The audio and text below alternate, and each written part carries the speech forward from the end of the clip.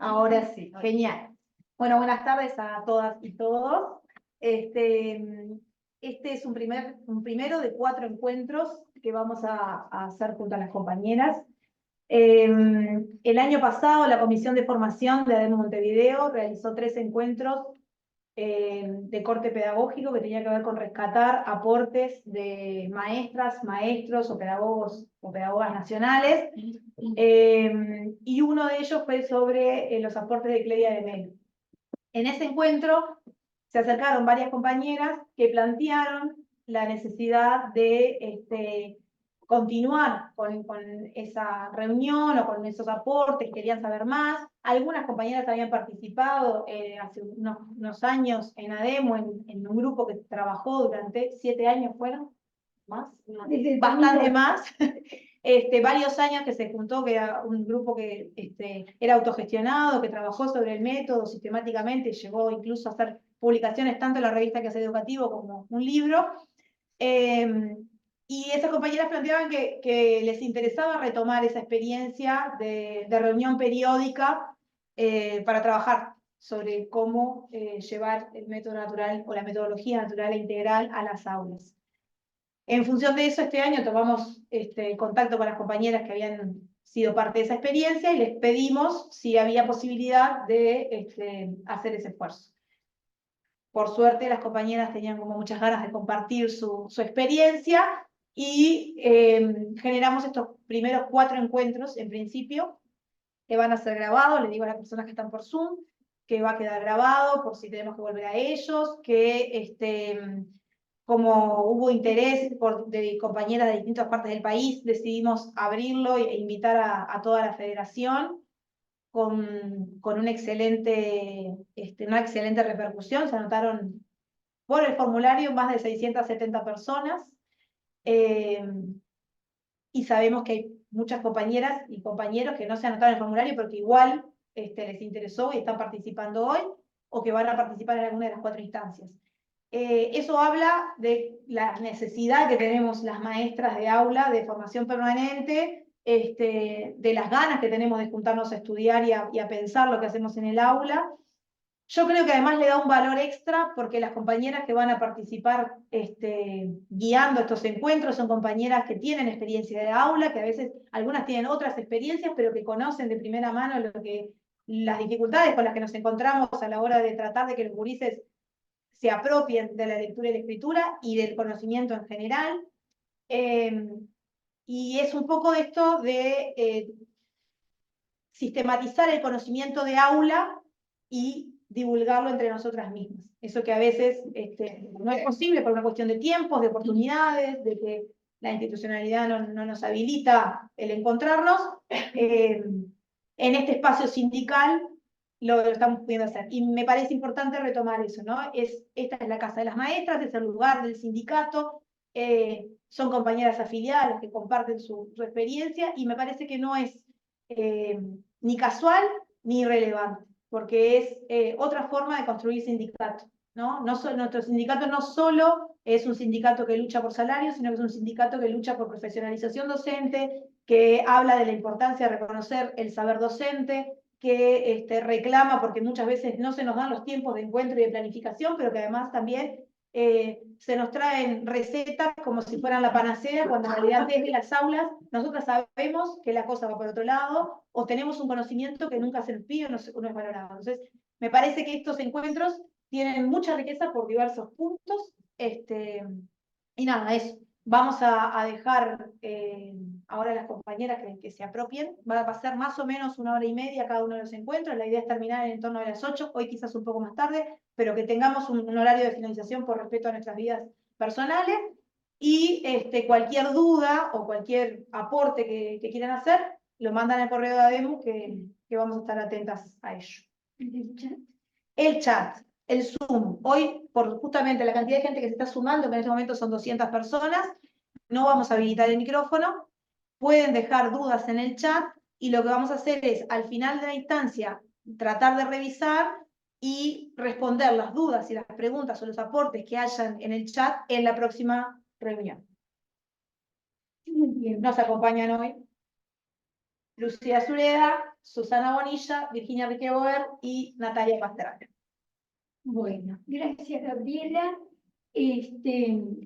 Nos parecía que era importante empezar porque la metodología natural integral es un legado, ¿verdad? O es parte de lo que nosotros consideramos la pedagogía nacional.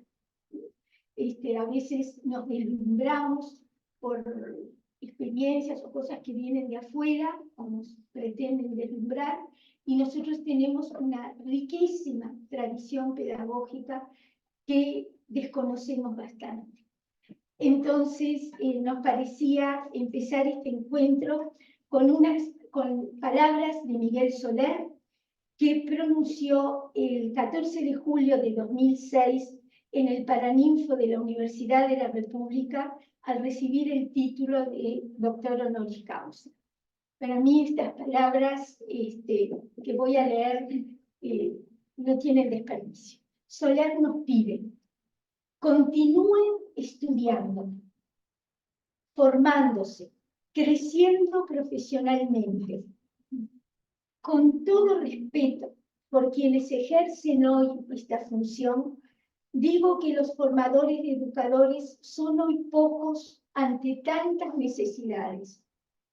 Tendremos que autoformarnos, interformarnos, construir círculos de estudio, intercambiar experiencias, acentuar al escribir nuestro rigor crítico, convencernos del que el país cuenta, en forma tal vez inorgánica, con colegas, unos ya retirados, otros en actividad, que saben trabajar, que conocen los secretos de la profesión y que están dispuestos a compartirlos. Ese es hoy nuestro compromiso: compartir lo poquito o lo mucho que hemos podido recoger en nuestra trayectoria en la educación pública. Gabriela presentó a las compañeras, pero yo quiero mencionar también que Natalia Pastrana actualmente está en la escuela 323 a cargo de un 5º año, que Virginia Riqueboer está actualmente en la escuela 35 a cargo de un 3er año, que Lucía Zureda está actualmente en la escuela 90 de Montevideo a cargo de un 1er año, y aquí en sala tenemos compañeras de educación inicial, compañeras de diferentes grados, porque esta es una metodología que no la puedo circunscribir a un grado, ni a determinado, o solo a la lectura y a la escritura. O sea, nosotros pusimos en la invitación, bueno, una metodología que decía, ¿no?, para enseñar a leer y escribir, pero la metodología natural e integral es una forma de posicionarse en el aula con los niños y de vivir esta profesión. Una vez que uno transita estos caminos, no vuelve atrás. No hay vuelta atrás. Este es nuestro compromiso hoy, de nosotros 4 y de otras compañeras que no están en este momento aquí, y también fue el compromiso de vida de Cledia de Melo. Cledia estuvo en esta casa en el noviembre de 1998. Ella hizo una conferencia muy larga que ahora, gracias a la tecnología, los compañeros la pueden encontrar en YouTube, en Cledia de Melo a Demo Montevideo, y les va a salir esa conferencia que está dividida en 20 partes porque es muy sustanciosa, y nosotros las invitamos a quienes están aquí y a quienes están por el Zoom en estos 15 días que vamos a tener antes de nuestro próximo encuentro, a escuchar a Cledia de primera mano. Porque, bueno, ella y un grupo de maestras fueron quienes empezaron a transitar estos caminos. Nosotros la conocimos en lo personal como estudiante de magisterio y cuando terminaba la dictadura y transitamos con ella parte del camino. A lo mejor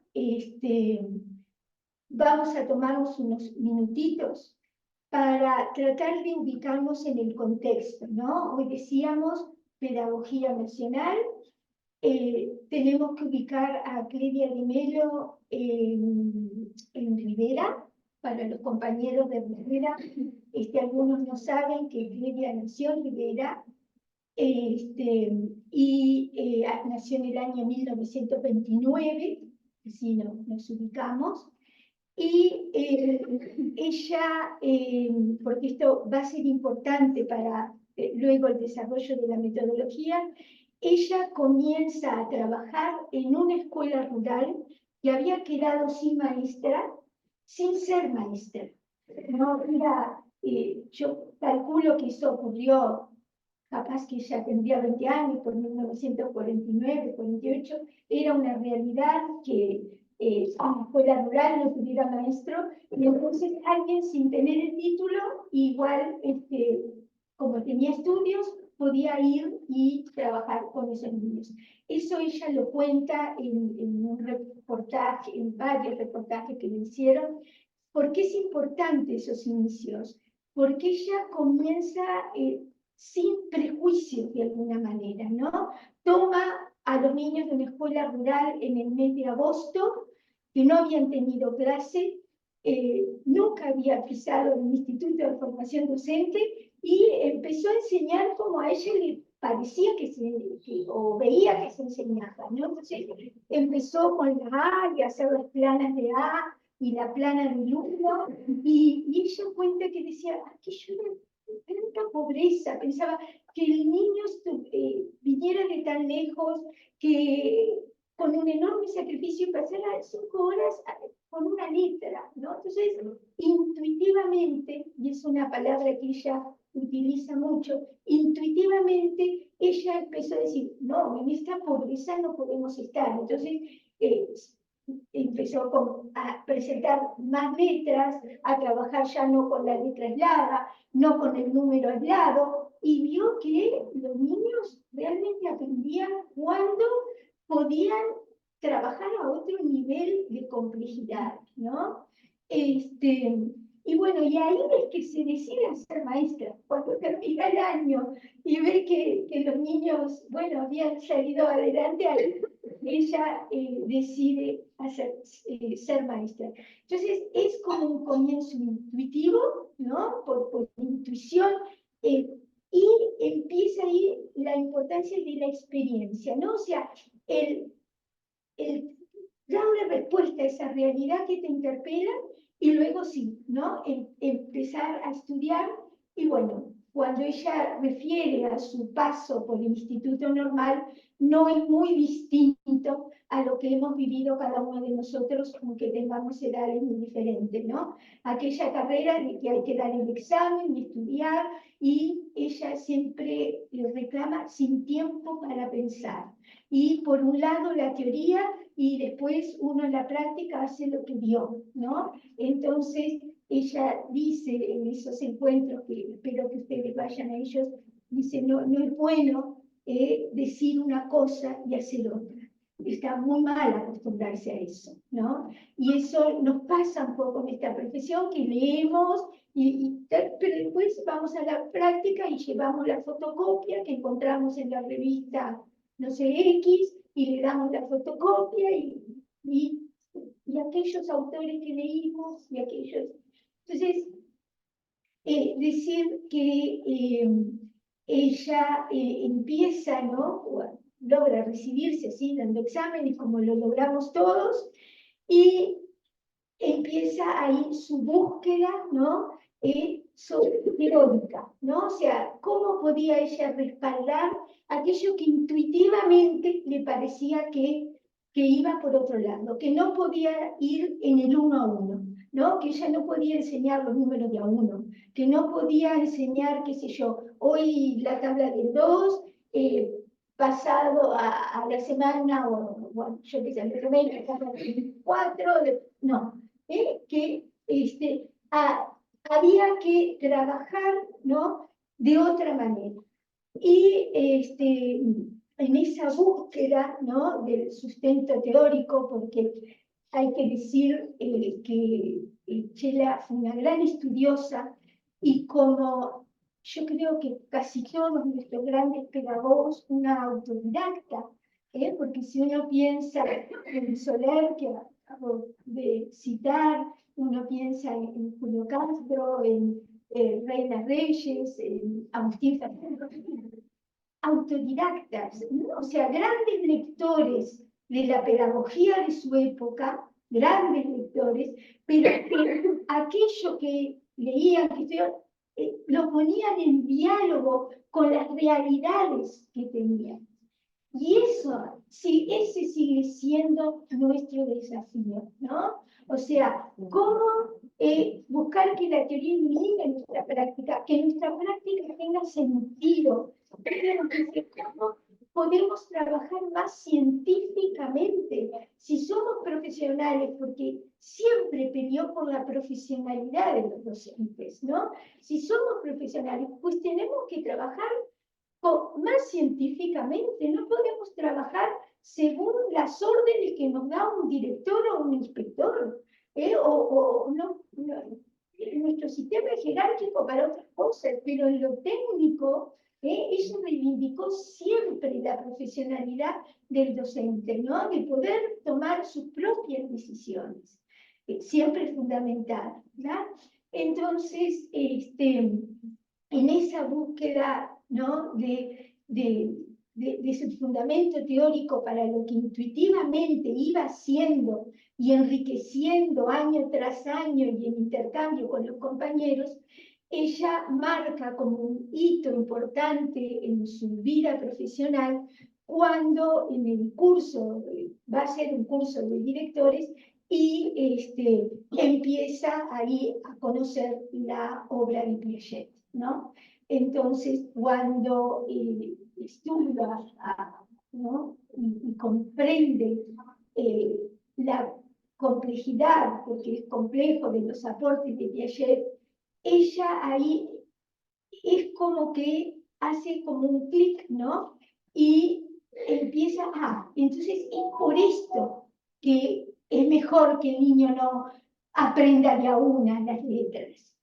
Es por esto que es mejor que yo no me pase un día entero trabajando la naranja, sino que trabaje los frutos, ¿no? Y la función del fruto dentro de una planta, ¿no? Es por esto que esa fundamentación teórica nos dice, bueno, la metodología sí, tiene un fuerte sustento en la epistemología genética de Piaget.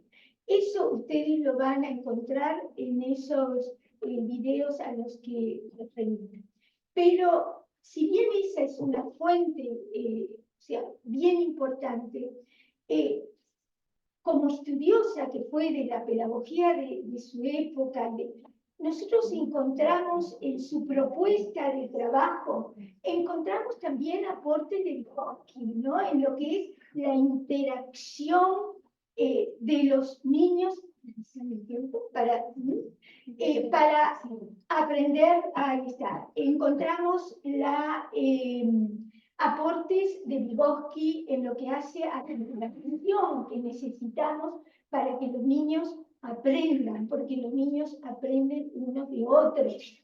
No es que yo, maestra, hoy, algo que yo insiste siempre, yo no doy el conocimiento. No sé si ahora sigue así, pero cuando yo estaba en el aula decíamos, bueno, hoy voy a dar la tabla del 2, hoy voy a dar el perímetro de los rectángulos, ¿no? Y ella insiste en esto, no, el maestro no da nada, yo te puedo dar a ti esta carpetita y tú la recibes, pero el conocimiento no se da, el conocimiento se construye, lo construye el individuo en interacción con los otros y también con el docente. Vaya que el docente juega también un papel fundamental en esas propuestas.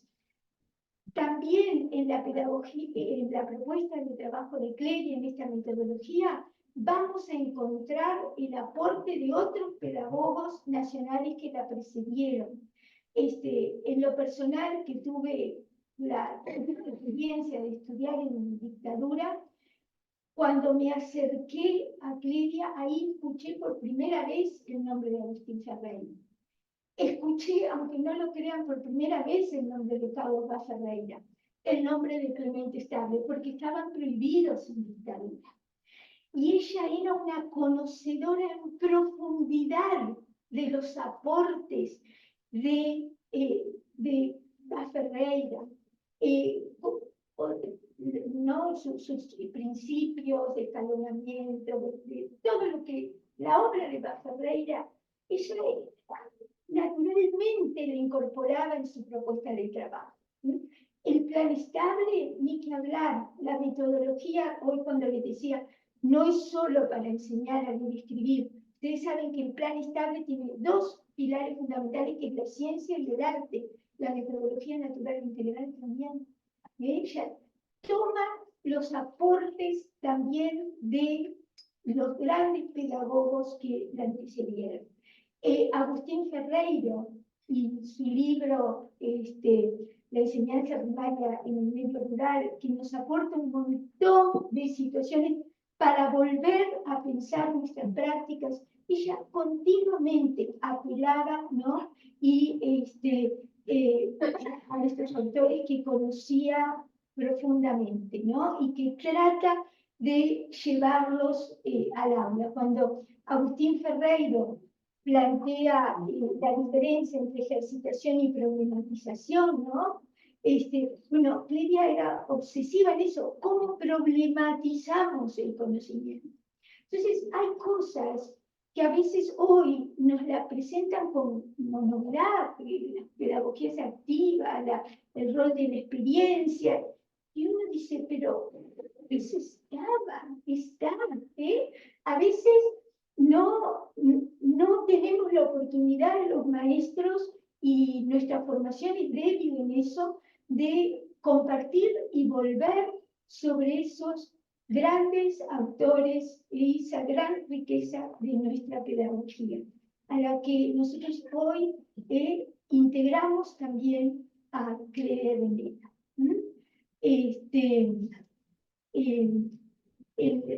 La metodología ha tenido su trayecto, siempre ha sido marginal al sistema educativo, porque nunca el sistema la tomó como propia.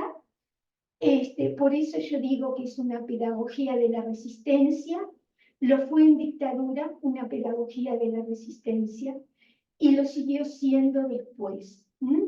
Pero lo cierto es que estas formas de trabajo se transmiten así, como estamos ahora, de compañero a compañera, de estar juntos, de decir, mira, yo vi que, y bueno, como siempre ha crecido desde el pie.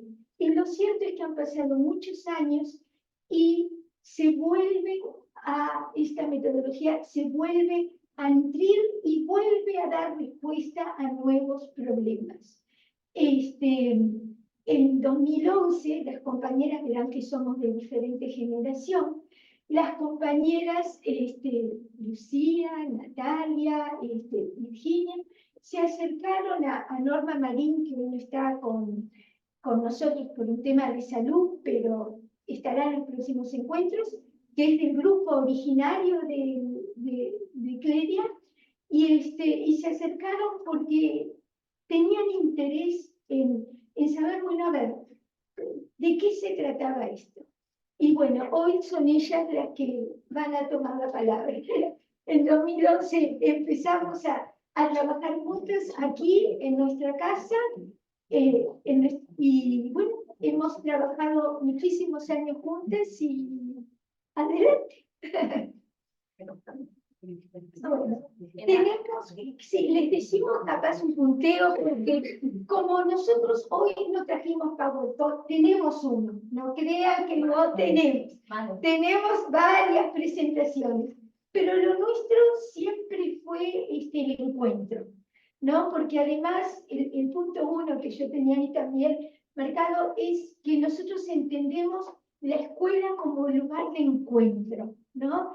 Y vaya que después de la pandemia, ¿no? Lo hemos comprobado, no era lo mismo, ¿no? Nosotros necesitamos estar, mirar la cara de ese niño o de esa niña, ¿no? Ver cómo, mirar sus ojitos, ver cómo está yendo esa comunicación, porque en esto de enseñar y aprender, lo más importante es el vínculo que hacemos con el otro, la mirada, los gestos, el que estoy acá, ahí se juega el partido. Por eso reivindicamos esa escuela como lugar de encuentro, donde nos encontramos todos con distintas experiencias, pero todos con un común denominador, ¿no? Como seres humanos, como personas, en distintas etapas de nuestra vida, pero y eso es algo que yo siempre rescato de la actitud de Clelia, a quien vi trabajar de cerca muchos años, el respeto intelectual hacia el niño, ¿verdad? El niño no es un chiquitito al que le habla en diminutivo, no. El niño es un ser que está en otra etapa, ¿no? Construyendo su pensamiento lógico formal, pero que tiene un razonamiento y una experiencia que yo la tengo que traer a la escuela y la tengo, todo ese conocimiento lo tengo que poner a disposición de todos. Entonces, capaz que para quienes están en el Zoom también y se puedan ordenar un poquito, nosotros, capaz que compartimos este punteo que tenemos hoy, ¿no? Que era, bueno, en primer lugar, esto de tratar de fijarnos en el contexto histórico. Las compañeras ahora van a ver la importancia que toma dentro de la escuela como lugar de encuentro la conversación, pusimos así, ¿no? Y la circulación, el punto 2 sería la conversación y la circulación del conocimiento en un enfoque integral. Por eso hablamos metodología natural e integral. Vamos a volver varias veces el por qué esas palabras de natural e integral. En un tercer punto para hoy, de la palabra pensada, vamos a ir a la palabra hablada y a la escrita para llegar a algo práctico que sabemos que el lugar del cuerpo en esta metodología, el lugar del cuerpo que es diferencial, yo diría, en esta metodología, ¿no? La experiencia, el trabajo que hacemos sobre las tomas de conciencia que el niño tiene que ir haciendo a través de nuestra propuesta, y vamos a tratar de llegar a la conciencia fonológica, al enunciado, a la segmentación de los vocablos, ¿no? De las palabras. Porque no sé si es un poco ambicioso, pero esos serían los 5 puntos que trataríamos hoy de abordar. Simplemente decir que la forma en que uno enseña tiene consecuencias. No es lo mismo enseñar de una manera que enseñar de otra. Porque hay gente que dice, pero igual aprenden. Sí, igual aprenden, pero a veces a un costo grande. Nosotros, quienes hemos estado muchos años en las aulas, nos encontramos con problemas nuevos, producto de formas de enseñar nuevas, ¿no? O que vinieron como moda. Quienes aprendimos de repente hace muchos años con el método analítico sintético al que Clelia cuestiona y frente al que se revela, bueno, sí aprendimos y había algo que se lograba con ese método, era que los niños no unían palabras. Sin embargo, cuando aparece la propuesta por los años 90, y empezó otras formas de enseñar, fue que empezamos a ver que los niños escribían todo de corrido, ¿no? Y por eso el programa pide, bueno, trabajemos la segmentación de vocablos, pero eso se da porque la forma que estamos enseñando no permite que el niño pueda discriminar la palabra. Entonces, van a ver, las compañeras les van a mostrar cómo con esta metodología no unen las palabras. No se da esa escritura en carro o corrida que uno tiene un tercer año y le llega a los niños que escriben, qué sé yo, fui a la escuela y a la escuela todo junto. Que no ve que son cuatro palabras. No.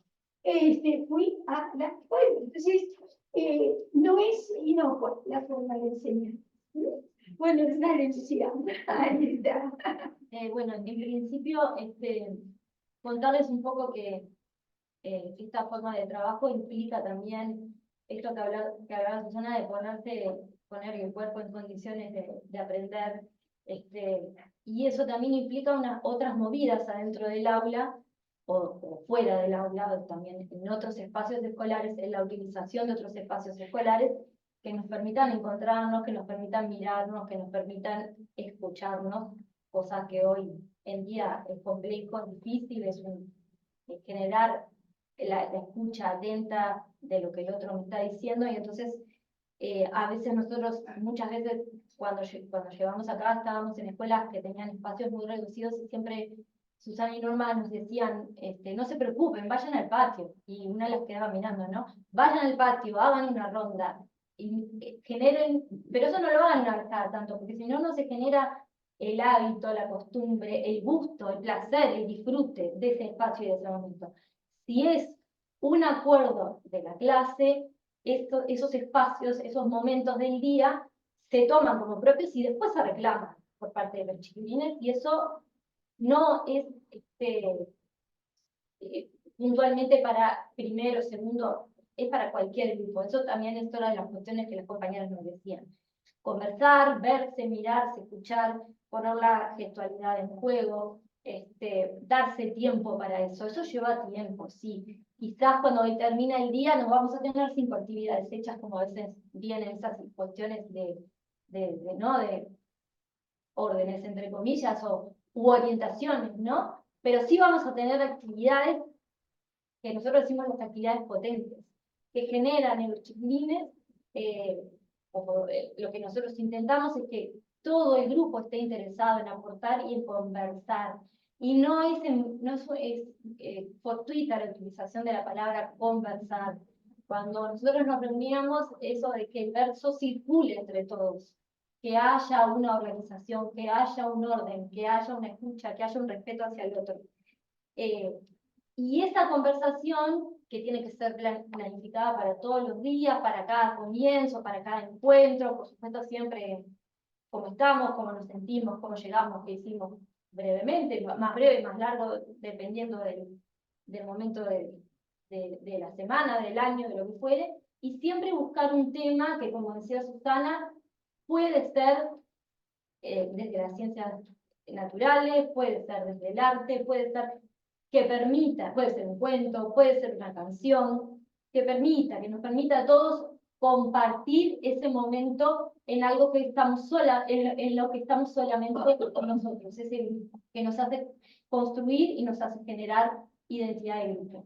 Y a partir de ese trabajo, de escuchar una experiencia, bueno, las salidas didácticas como un elemento también sustancial, pero también la salida al patio de la escuela, a ver, a escuchar, ¿no? ¿Qué vamos a salir a hacer? ¿Qué es lo que encontramos cuando salimos? Todas estas cosas generan un momento compartido a partir del cual se puede empezar a sistematizar determinados conocimientos y a organizar determinados conocimientos. Ese momento de la conversación es fundamental después para continuar trabajando en cualquier área. Se puede partir de cualquier experiencia, se puede partir de una canción en cualquier grado escolar, se puede partir de una una actividad compartida, una clase de educación física en la que nosotras también podemos ir. Digamos, no es que tenemos que inventar o generar cosas que salgan de nuestro, que nos lleven horas de planificación, sino encontrar algo que a ese grupo le genere interés y le genere compromiso y que le genere esta cuestión de la actividad, de la escucha, pero nosotros siempre planteamos, y es algo, el aprender activamente tiene que haber actividad acá, porque el cuerpo puede estar moviéndose un montón, pero si nosotras con los chiquilines no nos sentamos a pensar, a organizar, a sistematizar lo que estamos viendo o lo que estamos, sobre lo que estamos interactuando, ¿qué se modificó en esos aprendizajes? En realidad la intención es que a partir de cada uno de estas propuestas que hagamos nosotras, tengamos una modificación, un cambio, un aprendizaje. Seguramente no sea para todos igual, pero bueno, partimos de una propuesta que nos conforme como grupo. Y a partir de ahí empezamos a trabajar. ¿Sí o yo? Bueno, y en función de eso que venía hablando Lucía, de la palabra hablada, de la importancia de la ronda, sea en la clase. A veces sabemos que la realidad de las clases es que el aula es muy chica. Bueno, salimos, o bueno, si tenemos la posibilidad de tener un rincón dentro del salón, también podemos decir, bueno, ¿no? Que haya ya esté estipulado que ahí nos sentamos todos los días a la entrada y conversamos de un tema que pues, lo podemos llevar nosotros o puede surgir de también, ¿no? De una situación que surja. Y en función de eso vamos elaborando después una síntesis. Primero lo hicimos oral.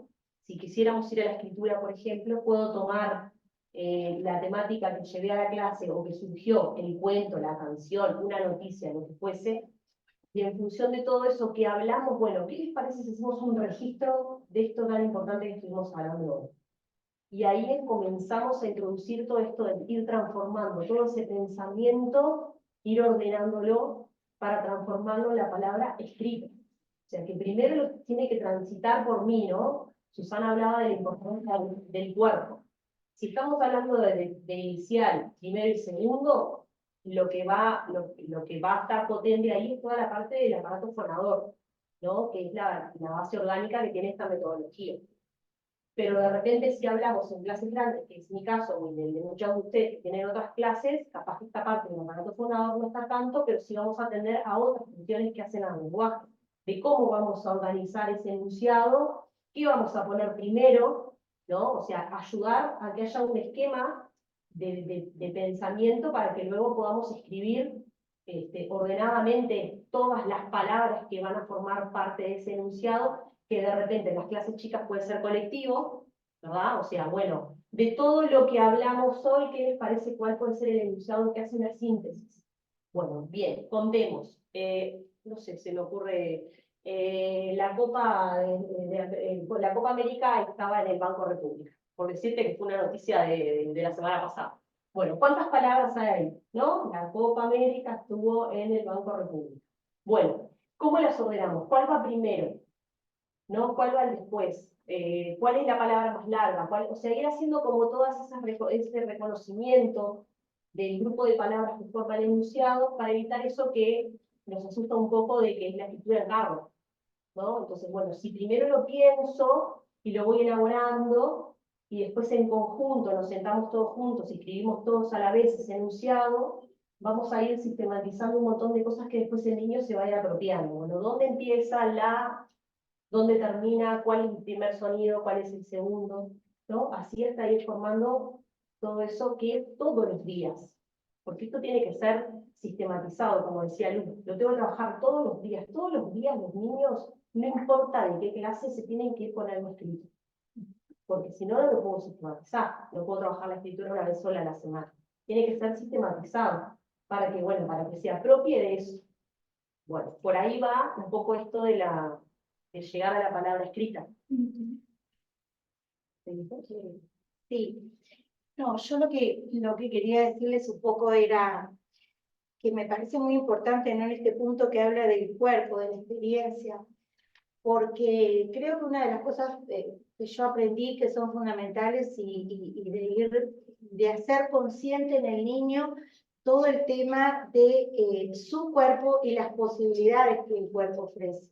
Yo creo que eso es algo muy importante, por eso es de metodología natural, que parte un poco de natural porque es parte del propio cuerpo de ese niño y todas las posibilidades que él puede tener con ese cuerpo, y se hace mucho hincapié en ir descubriendo junto con el niño, bueno, ¿qué recorrido hace en mi cuerpo esto de pensar y de cómo llega del pensamiento a la escritura, por ejemplo? ¿Cuáles son los caminos, ir descubriéndolos con ellos, qué hace ese cuerpo para llegar desde esa idea que pensé, que por eso es tan importante ese encuentro, que a mí se me ocurría, capaz que uno lo que dice ahora es más específico para nivel inicial o primero o segundo, pero que también en las clases superiores se puede dar a través de un tema, porque nosotros decimos dentro de la metodología que no es que nosotros trabajamos escritura como en una cuestión apartada de todo, ¿no? Hoy trabajo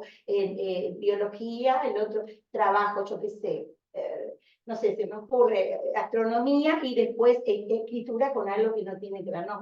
Es decir, se trabajan las áreas integradas, o sea, leo y escribo muchas veces a través de un montón de conceptos, conocimientos de la ciencia también. Por eso en las clases superiores, a raíz de distintos contenidos que quiera trabajar, se puede leer y escribir, ¿no?, sobre eso. Es decir, no buscar, bueno, voy a trabajar escritura como aparte de todo eso. Leer y escribir e ir perfeccionando eso, sobre todo en las clases superiores. Pero en las clases chicas, y realmente, es decir, es increíble cómo ellos van tomando conciencia de que, bueno, hablo. ¿Y qué parte de mi cuerpo, en este encuentro que nosotros tenemos, hace posible que estemos hablando? Que surja ese pensamiento. Y entonces ellos van, porque te lo dicen, ¿no? El cerebro, y van viendo, y entonces esa importancia del hablar, porque también en la medida que nosotros habilitemos la palabra y el niño pueda comunicarse mejor y enriquezca su vocabulario y escuche hablar a otros de otra manera, y uno también va, ¿no?, con las intervenciones que va haciendo, perfeccionando eso, ese niño, el pensamiento se va enriqueciendo también, y luego eso se va modificando en la escritura, porque sabemos que son niños que de repente o escuchan hablar muy poco, o hablan muy poco, no están en un contexto de mucha conversación. Después muchas veces decimos, ¿no?, que hay una pobreza en su escritura. ¿Por qué? Porque eso hay que estimularlo, ¿no? Decimos, la oralidad es muy importante porque es la base para decir, bueno, logro organizar mi pensamiento, logro mejorar y estructurar mejor esa idea. Bueno, eso va a mejorar luego cuando lo plasmo en la escritura. Y esta parte es muy importante, ir reflexionando con ello. Bueno, el cuerpo, que también desde el primero, el segundo, lo podés trabajar, bueno, desde cuerpo como cuerpo natural, a diferencia de cuerpos naturales, como para ir, hay natural y artificial, ¿no? Dentro de los cuerpos naturales, y seguir ramificando y seguir armando redes conceptuales, como para ir trabajando en otras áreas. Pero lo que yo digo es que a raíz de eso, uno dice, bueno, muy bien, el pensamiento, el cerebro me permite estructurar esa palabra, armar la idea, organizar el pensamiento. Bueno, ¿y cómo sale el pensamiento? ¿Cómo sigue ese recorrido en mi cuerpo? ¿No? Entonces ellos ahí van internalizando que, bueno, que sale por la voz, y la voz ¿por dónde sale? Bueno, sale por la boca, entonces ahí están en juego las cuerdas vocales. ¿Qué pasa cuando nosotros hablamos? Nosotros hemos trabajado mucho con espejitos, ¿no? Que le damos a ellos, de repente, espejitos a los chiquitos, ellos van viendo que cuando van hablando, esto que uno hace mecánicamente y rápidamente, bueno, se va moviendo la boca, se van haciendo distintos movimientos, no son los mismos movimientos para decir que la boca no hace los mismos movimientos para distintos sonidos o letras, ¿no? Eso con espejitos les encanta verse, y ahí, bueno, puedes trabajar desde la ciencia un montón, ¿no? Lo del aparato bucal, bueno, y todo lo demás. Pero digo, ver todo eso, después vamos a ver un poco, capaz que en otras clases, bueno, allí sale el aire, sale el sonido, sale la voz, y cómo de esa palabra, ¿no? Pensada, la palabra hablada, llego también luego a esa palabra escrita, en donde la mano, ¿sí? Ese pensamiento, esa voz muchas veces es la que le va a dictar a esa mano que lleva, que en el papel va a dejar plasmada esa idea. Y que, como decimos nosotros siempre, hay que darle tiempo a esa mano, porque hablo más rápido que como escribo, ¿no? Que ellos vayan siendo conscientes del proceso que va generando en su cuerpo, que hablamos mucho más rápido, que escribir, porque me parece importante que ellos lo sepan, bueno, escribir no es tan fácil como hablar, es algo que tiene, que es un poco más complicado, que nos lleva más trabajo, que nos lleva un poquito más de esfuerzo, y hacerlo consciente de todas esas cosas, ¿no? Por eso como el cuerpo como base, ¿no? Para que ellos vayan viendo todo ese recorrido, ¿no? De la palabra hablada, lo que decimos, esa palabra escrita, y como dice ella, bueno, decimos una idea o un pensamiento, y trabajamos en base a eso, ¿no? Reconociendo cuántas palabras digo, y Quizás podemos ejemplificar para bueno, ir dale. viendo, Sí, me parece ¿verdad? bien porque va a ser Porque más... hay como, Lidia insiste cuando dice metodología natural, porque ella entiende que, entiende, ¿no? Con los aportes, cuando profundiza, ¿no? En los aportes de la epistemología genética, ella dice, el niño tiene un método natural de aprendizaje. Él ya aprendió un montón de cosas cuando llegó al aula, ¿verdad? Así llegue con 3 años, con 4, ya ha conquistado la marcha, ha conquistado el lenguaje. Él sabe, ¿no? Un niño ya con 2 años sabe que eso es una silla, aunque nunca la haya visto, ¿verdad? Puede decir, silla, le traigo otra silla que nunca la vio, pero él sabe que es una silla, ¿verdad? Porque es para sentarse. Esa es la conquista que ayer dice del objeto permanente a los 2 años. Eso es algo que el niño ya trae, ¿no? Lo aprendió. ¿Cómo? Nadie se lo enseñó de alguna manera, ¿verdad? Por suerte, dice ella, por suerte, porque él tiene un método natural de aprendizaje, ¿no? Aprendió a hablar, aunque después tendrá que mejorar mucho su habla, pero él puede hacerse entender, ¿verdad? Y tiene la palabra hablada la tiene, ella tiene la conexión entre lo pensado y lo hablado. Si tiene hambre, te hace saber que tiene hambre, ¿verdad? Puede decirte que tiene hambre. Todo eso lo aprendió de alguna manera. Hay un método natural para aprenderlo. Pero ¿qué pasa? Dice ella, cuando llega a la escuela nos encuentran nosotros las maestras, que nos desvivimos por querer enseñarle a ese niño y entonces inventamos una cantidad de artificios que lo que hacen, en vez de dejar que ese método natural se siga desarrollando, no, le empezamos a poner una carrera de obstáculos, ¿no? No tomamos lo que le trae y decimos, bueno, ahora le voy a enseñar a leer y escribir. Entonces, en el método analítico sintético dice, bueno, voy a tomar la palabra pato.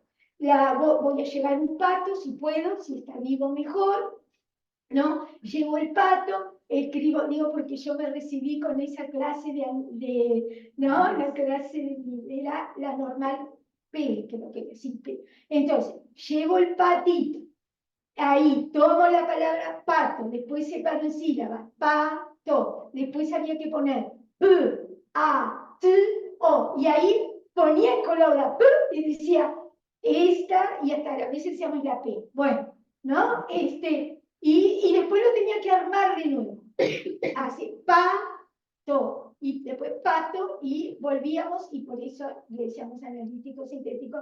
Y ella dice, no es que uno esté en contra del análisis y la síntesis, porque para aprender hay que hacer continuamente análisis y síntesis. Pero eso es artificioso, eso rompe la lógica. Pobre niño con su palabra pato, ¿no? Luego tenemos el método global, que yo eso lo vi como niña también en la escuela, que en vez de los que querían superar esto de andar rompiendo palabras, le trajeron el global. Entonces ponían, estamos en otoño, ¿no? La maestra escribía, estamos en otoño. Y el niño tenía que creerle que ahí decía, estamos en otoño. ¿Ah? Era, digo, lo que más anduvo por nuestras aulas, ¿no? Luego llegó, ahí yo ya era maestra, los carteles. Había que traer todos carteles a las clases, ¿no? Y de los envases, ¿no? Los envases, entonces las clases se llenaron de paquetes de arroz, de azúcar, ¿no? De todas las marcas, ¿no? Y porque el niño decía, chiva, y dice Coca-Cola. Bueno, entonces, pero ese siempre dice, siempre externo. O sea, siempre parto de algo que está fuera del niño, se lo traigo. Y ese era el punto de llegada. El punto de partida tiene que ser el niño, su palabra. Y esta es la diferencia de la metodología natural e integral con todo lo que he visto en mi vida. Y por eso la hace tan fuerte, porque no parte de la afuera, parte de la adentro. Perdón, ¿cuál es tu palabra? La palabra del niño, ¿verdad? O sea, el niño te dice, entró un pajarito, maestra, entró un pajarito por la ventana, ¿no? Entonces, bueno, vamos a escribir eso, ¿eh? Es tu palabra. No es que yo venga con la frase armada, ¿no? Bueno, a ver, entró un pajarito por la ventana, larguísima para empezar, pero no importa. Entró un pajarito por la ventana, bárbaro. Porque hablamos mucho, esta metodología tiene un gran abordaje antropológico, ¿no? O sea, nosotros siempre vamos a ir al origen, al porqué de las cosas, ¿no? ¿Por qué llegó un momento que al hombre no le alcanzó solo con la palabra hablada, ¿no? Y empezó a buscar de alguna manera registrar su pensamiento, ¿no? Y bueno, y si tienen clases de tercero, cuarto, qué lindo es trabajar todo el origen de, además que a los niños les encanta el origen de las cosas, pero nosotros en esta metodología seguimos mucho el origen de. Entonces, bueno, a veces nos cansamos de hablar, la garganta se cansa, decimos, y nos comunicamos con la palabra escrita, que es una conquista de la humanidad, es una conquista de la humanidad toda. La escuela lo que hace es compartir cultura, que es conquista de la humanidad, siempre. Entonces, vamos a escribir. Yo agregaría esto desde el punto de vista de la afirmación de lo que dice Susana, en el sentido de que eso, que la cultura y las construcciones de los seres humanos, pero que además desde el punto de vista biológico no hay, el habla está preparada desde el punto de vista del cerebro a partir desde antes de nacer. Pero la conquista es como dice Susana, la lectura y la escritura son elementos construidos culturalmente, por lo tanto se enseña. Esto no es natural, es innato. Se enseña. Al revés, digo, por eso no es innato, hay que enseñar. Hay que enseñarlo. Esta es la diferencia, porque por eso Susana decía, el niño hable, sí, de alguna manera, aunque esté con un mínimo estímulo, va a llegar una etapa de su vida en que va a poder comunicar lo que está necesitando, lo que quiere, lo que va a hacer, lo que hizo, lo que ya pasó. Pero la construcción, la lectura y la escritura son construcciones absolutamente culturales. Y no hay nada previamente, desde el punto de vista de las conexiones neuronales, que esté ya listo para que el niño de por sí aprenda. Y como es cultural, nosotros tenemos que enseñar a leer y escribir.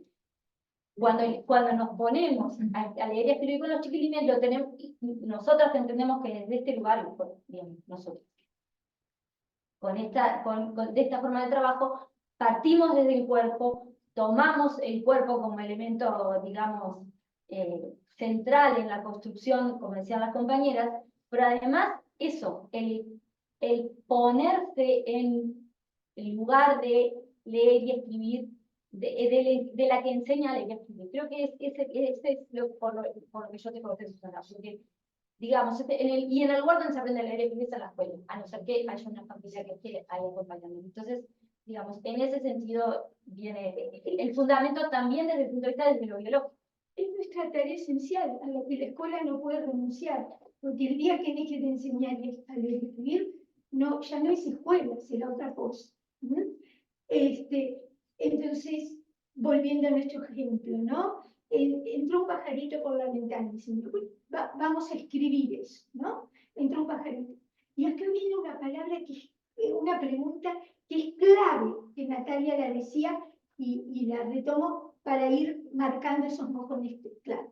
Yo le voy a preguntar, bueno, ¿y cuando decimos? ¿No? Porque eso el cerebro lo pensó. Y vamos trabajando esto del cuerpo con los niños, ¿no? O sea, el cerebro, y que está por donde está, no lo puedo tocar, está bien cuidado, está bien protegido, si yo toco la cabeza es dura, porque hay una cajita de huesos, un cráneo, ¿no? Que está protegiendo ese órgano que tiene la función de pensar, que nos hace distintos, muy distintos a otros seres vivos. Hay otros animales que tienen cerebro, pero no es un cerebro pensador como el nuestro.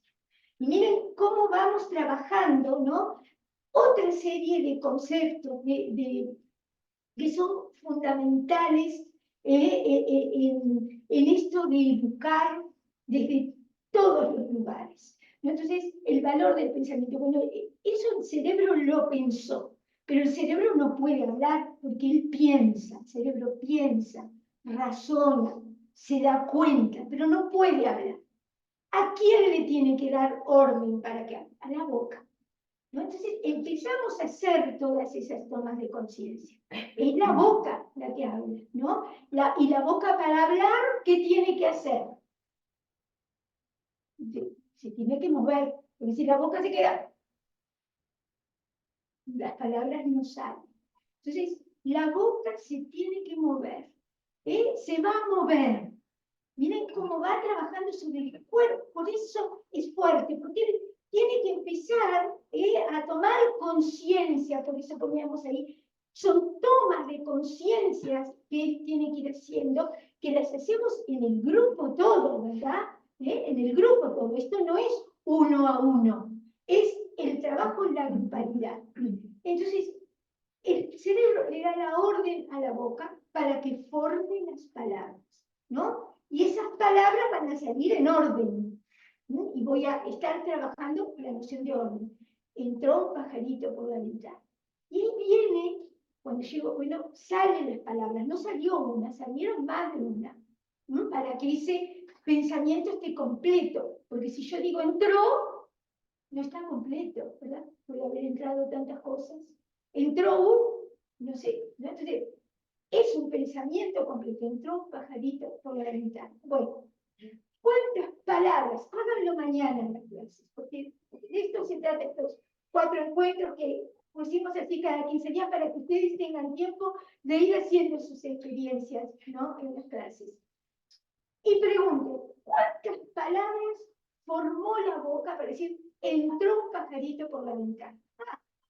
Te pueden decir, qué sé yo, el inicial, el primero, el segundo, y el tercero, te pueden decir, hizo 4, 5, 3, bueno, ¿no?